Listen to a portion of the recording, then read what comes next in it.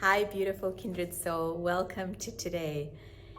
I wanted to talk to you today about pain, and you might wonder why I'm talking to you about pain when I'm meant to be talking to you about the joy and wonder and magic of everyday living. But part of embracing the joy and wonder of everyday living is actually embracing your pain. When we were born whole and complete and so amazingly intricately connected to ourselves. And then as a result of a series of events, and every single person on earth experiences this, sometimes we have aspects of ourselves that are wounded.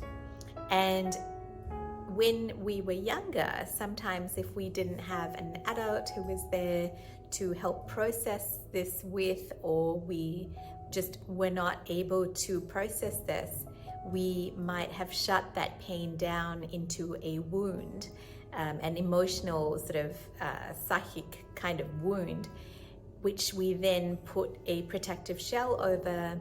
And then later on, these wounds emerge in different situations and get triggered in different ways and stop us from actually connecting to the magic and joy of everyday living. And one of the ways we can actually heal the pain in this wound is to get present to it.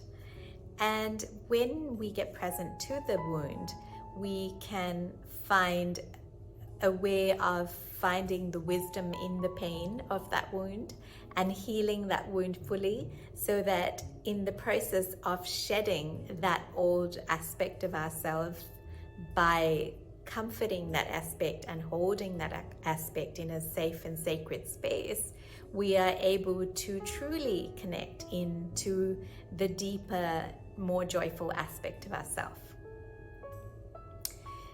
So I was really deeply pondering on this week, because I really had to get present to a wounded aspect of myself that got triggered this week by a situation that I was not expecting to happen.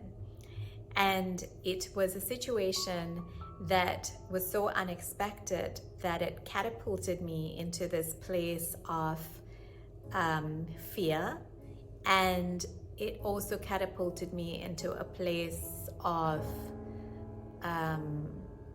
lack of safety and trust in the moment as well as the future.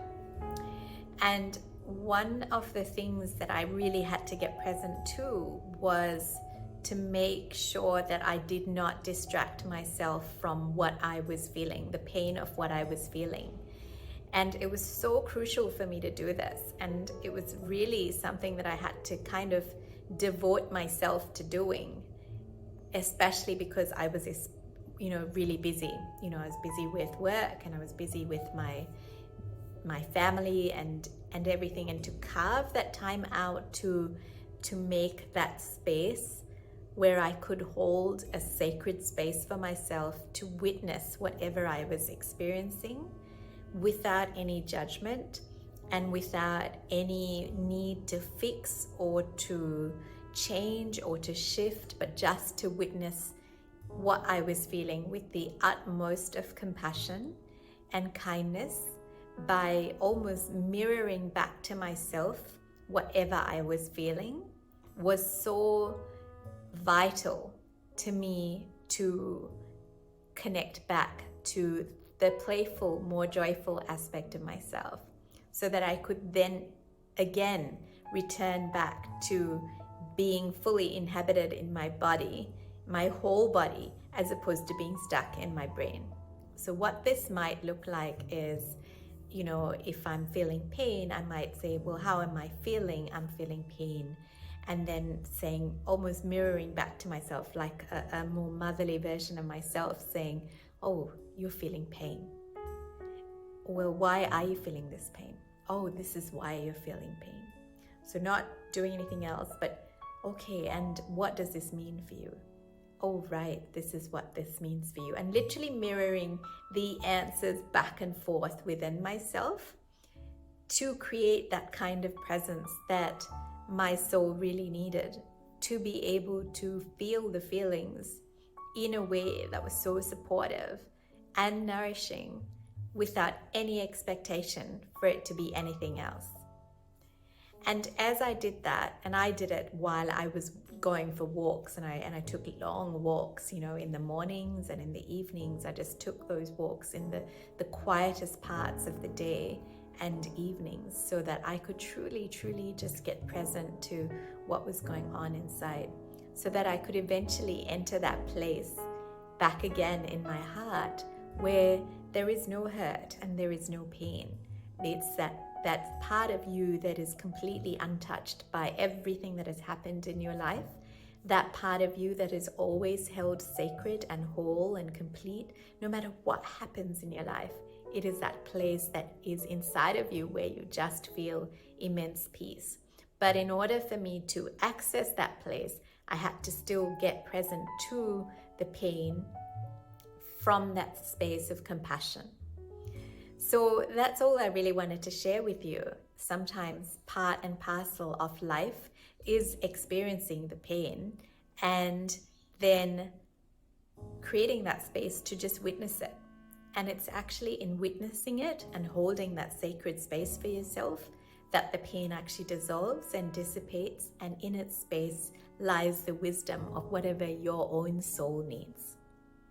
So I invite you to make sure that you travel to the so-called dark spaces in your soul, because they are a part of you as well, and witness them, because in them there is rich wisdom. And if you feel like you need a hand to witness it, then make sure you seek the appropriate advice and counsel through your health practitioners or your psychologists or whoever else you might want to give you a hand on your journey. Because one of the things that is important is when we are on this journey to witnessing ourselves, if we find that we're struggling to do it, it is important to reach out so that we don't feel like we're alone. For me, the help I get is from Mother Nature, and I feel very connected and very grounded when I am out in nature. And for me, that is like an infinite pool or cave of wisdom that I feel so supported by. And you will know how best you are supported by when you are in these places where you have to witness all the beautiful aspects of yourself, including the bits that cause pain.